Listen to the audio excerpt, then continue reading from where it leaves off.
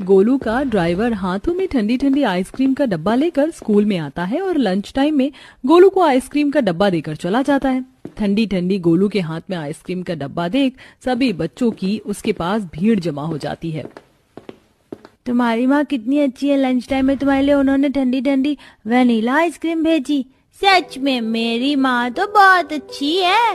वैसे भी मेरा इस गर्मी में ठंडी ठंडी आइसक्रीम खाने का दिल कर रहा था और माँ ने इतनी महंगी ठंडी ठंडी आइसक्रीम मेरे लिए स्कूल में मेरी फेवरेट वनीला आइसक्रीम भिजवा दी। ठंडी ठंडी वनीला आइसक्रीम देखकर गोलू काफी खुश था और क्लास के सभी बच्चे भी उसके पास बैठे थे। अब गोलू अपने दोस्तों के साथ आइसक्रीम शेयर करके खाता है तो वहीं गरीब राजू बैठकर ये सब देख रहा होता है और अपनी सादी दाल रोटी खाता है।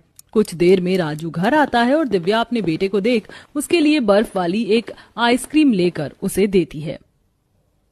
मुझे नहीं खानी है ऑरेंज बर्फ वाली आइसक्रीम, आप मुझे हमेशा बस यही वाली सस्ती सी आइसक्रीम देती हो। गोलू और उसका परिवार कितना अमीर है, उनके पास कितना पैसा है। आपको पता है आज स्कूल में गोलू का ड्राइवर उसके लिए ठंडी ठंडी महंगी वनीला आइसक्रीम देकर गया था, वो भी बड़े से डब्बे में। क्लास के सभी बच्चों ने मिल बांट कर खाई आइसक्रीम, बस मुझे छोड़कर।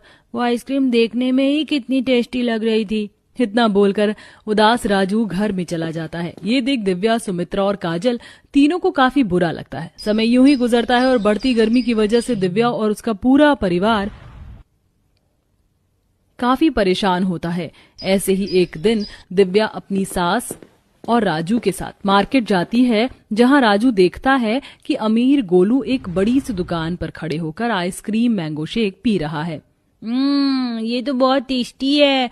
गर्मी में आप मुझे कितनी ठंडी ठंडी और अच्छी चीज खिलाती हो। माँ मुझे भी मैंगो शेक पीना है जैसे गोलू पी रहा है।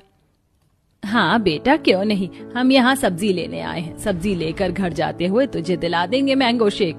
राजू अपनी दादी की बात मान जाता है। कुछ देर बाद जब वह लोग घर जाने लगते हैं तो दिव्या एक छोटी सी दुकान से 10 रुपए का मैंगो शेक खरीदती है।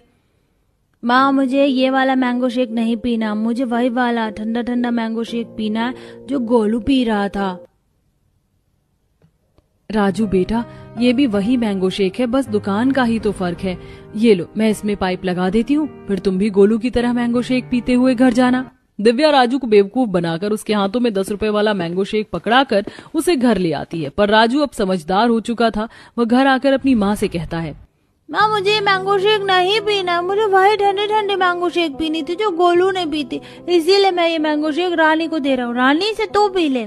भैया आप बहुत अच्छे हो, मेरे लिए ठंडा ठंडा मैंगो शेक लेकर आए। अपना मैंगो शेक राजू अपनी बहन को देकर नाराज होकर बैठ जाता है।